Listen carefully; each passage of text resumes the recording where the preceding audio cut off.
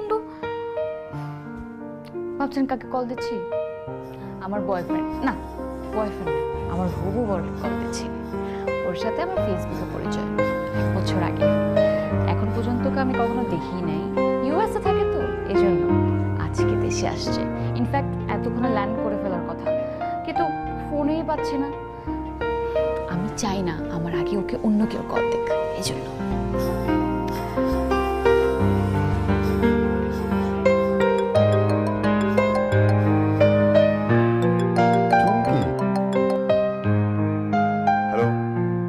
Hello, কখন তুমি land করছো?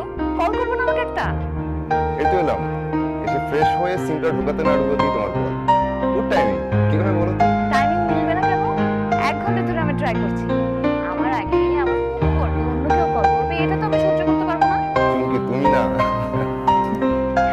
আচ্ছা wait, happy birthday to you, happy birthday to you, happy birthday রাজপুত্র, happy birthday to you. Thank you, কিন্তু এখনো 2 মিনিট বাকি। আমি জানি এখনো 12টা বাজে নাই, কিন্তু আমার বয়ফ্রেন্ডকে, আমার হবু বরকে, আমার রাজপুত্রকে অন্য কেউ বার্থডে উইশ করবে আমার আগে, সেটাও তো আমি সহ্য করতে পারবো না। তাই একটু আগে আগে উইশ করে ফেললাম। রাইট।